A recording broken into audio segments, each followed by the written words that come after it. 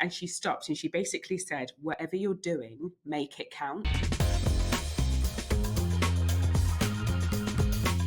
Hi there, and welcome back to another edition of Culture Chats with Camealia Xavier-Chihota at The Digital Voice. I am privileged enough to introduce you to a good friend of mine, Adele Lewis-Bridgeman, who is joining us today for another episode of Culture Chats. Welcome, Adele. Thank you for joining me. Thank you. Thank you for inviting me. No worries. Now, you were on last year's reclamation conversations as well. So I appreciate you coming back for another conversation to sort of really dig deeper into your experiences.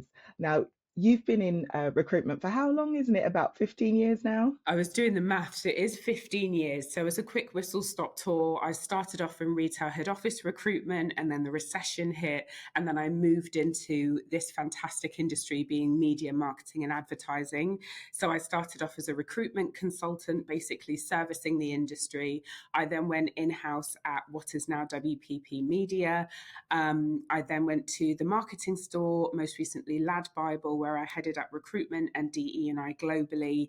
I then founded a business, a DE&I focused recruitment and talent acquisition business.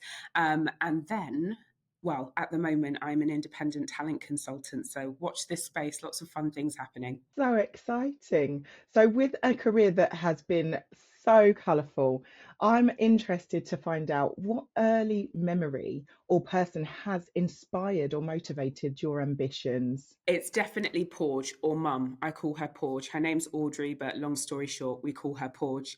She taught me at a very early age that if you coupled hard work with discipline, you could be anything that you wanted to be.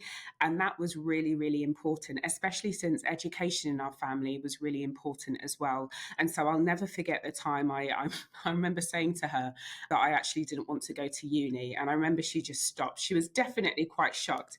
And she stopped and she basically said, whatever you're doing, make it count.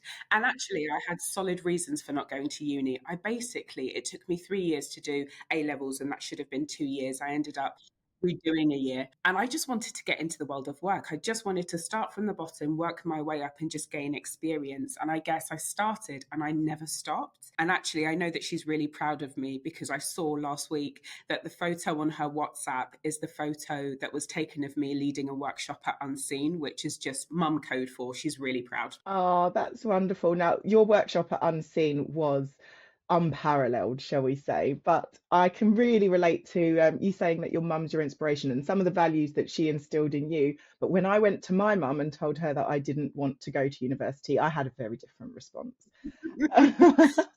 It didn't sway me, but it did make me question my decisions about my future.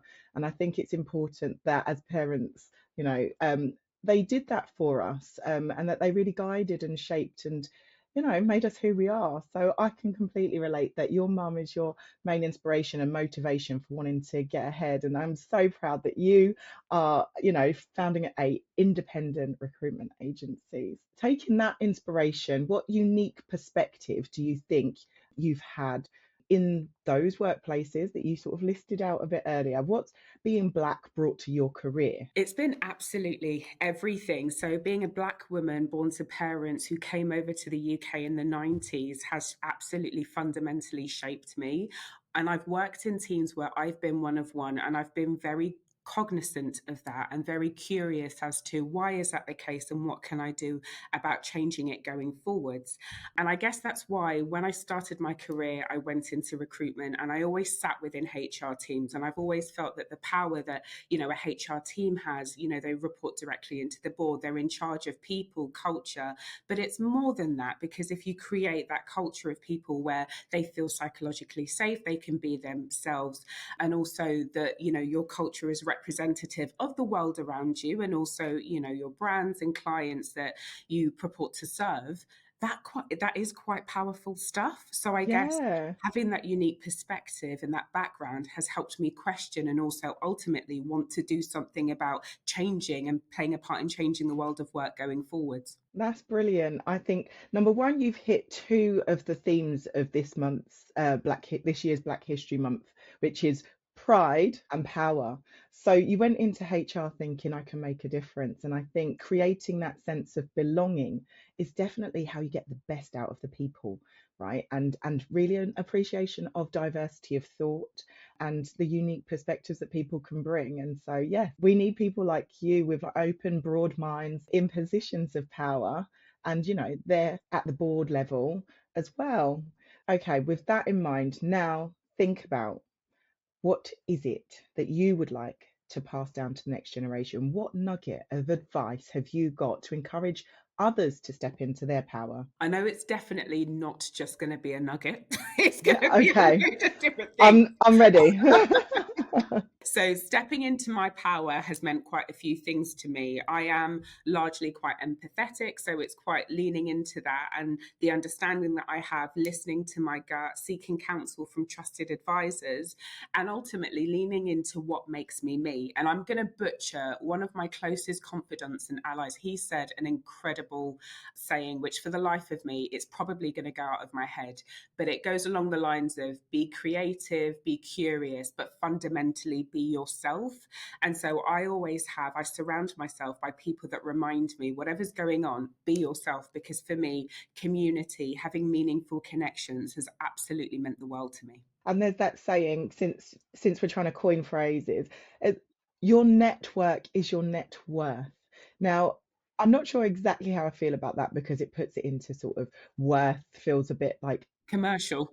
commercial. That's it. It makes it feel commercial, but what I can say is sometimes some of your closest allies will be outside of the workplace, and mentorship is a huge part of what I advocate for.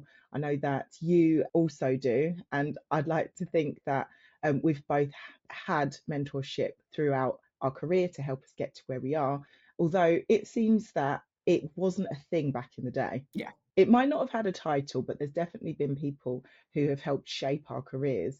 But I would say more in recent times, since I have lent into that sense of community. We're both part of Bloom, Join Our Table, Black Space, these sorts of spaces where you feel safe, a sense of belonging, and everybody's sort of cheerleading each other.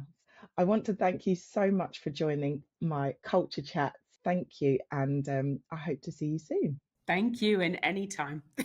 Thank you for joining in to Culture Chats with the Digital Voice. We'll be back soon, so watch this space.